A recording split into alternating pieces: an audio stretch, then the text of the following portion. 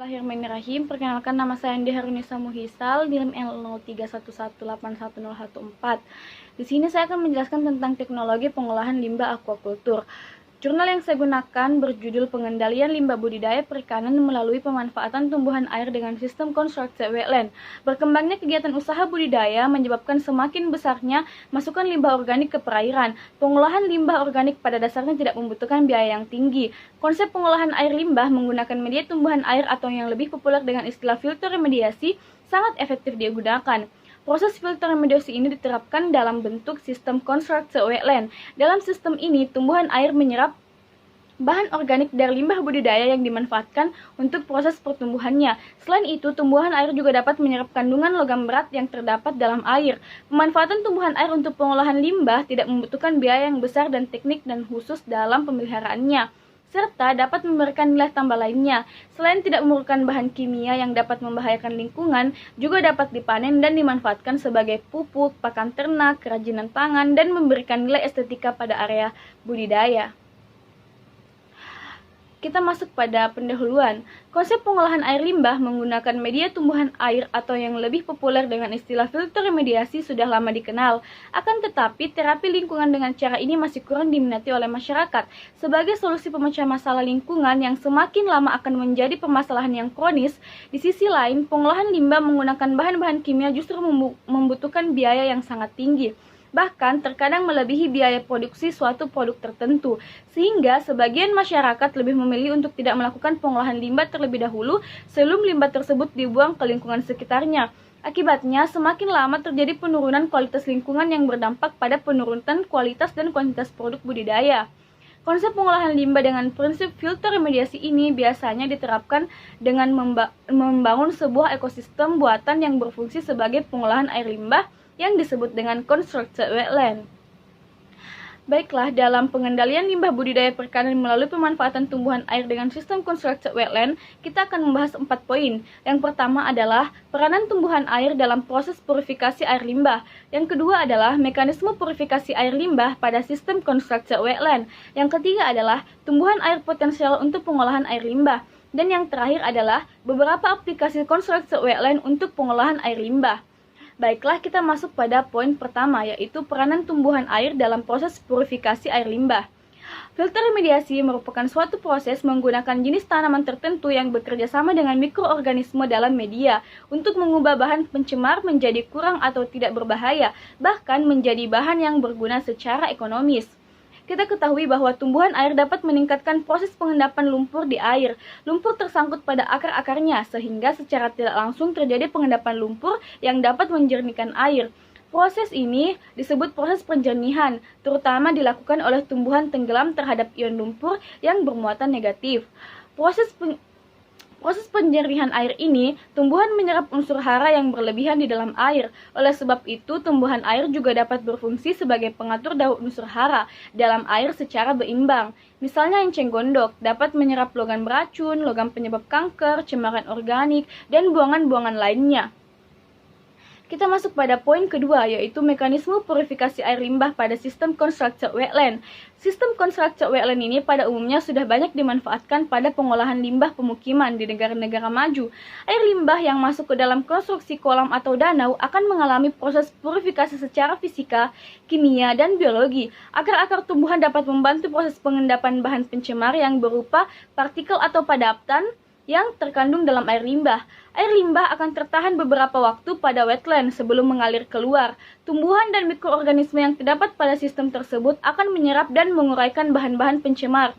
Kandungan bahan pencemar pada limbah sebagian besar merupakan nutrien bagi tumbuhan yang bermanfaat untuk pertumbuhannya, walaupun sebaliknya dapat membahayakan bagi lingkungan.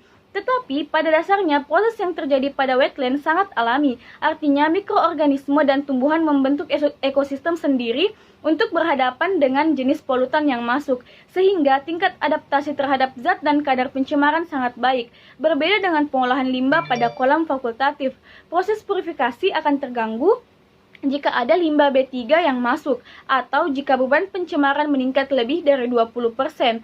Hal ini akan menyebabkan terjadinya blooming alga.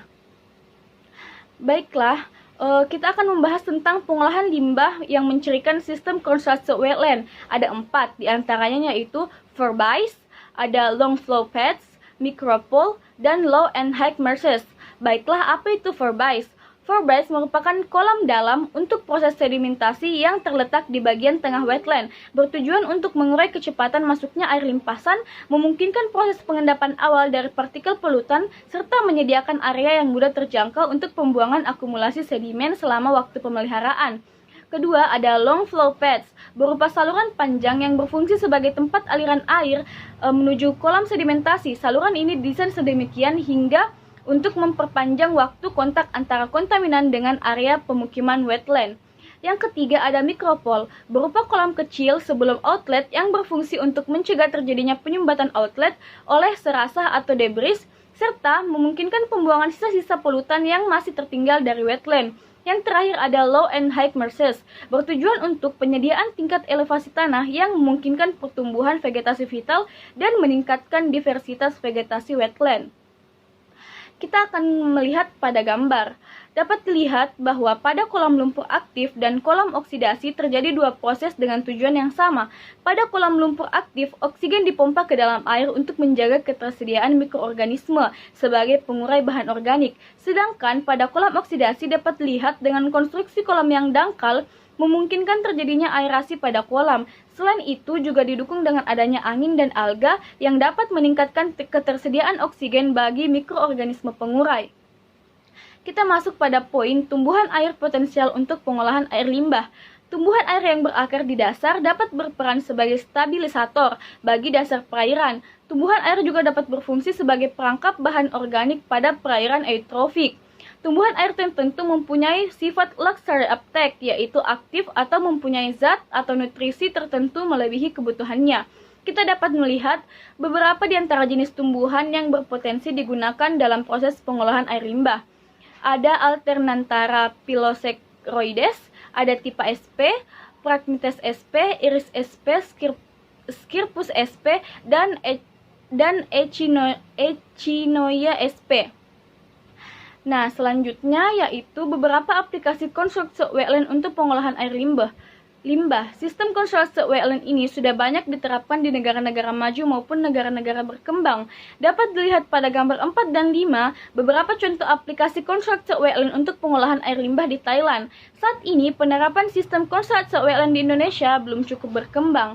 Namun berdasarkan informasi menurut ISA 2002, sistem ini sudah digunakan pada pengolahan limbah rumah tangga di desa pesantren di daerah Bandung, di mana air limbah didaur ulang dan dimanfaatkan kembali untuk menghasilkan sayuran dan ikan. Dapat dilihat pada gambar.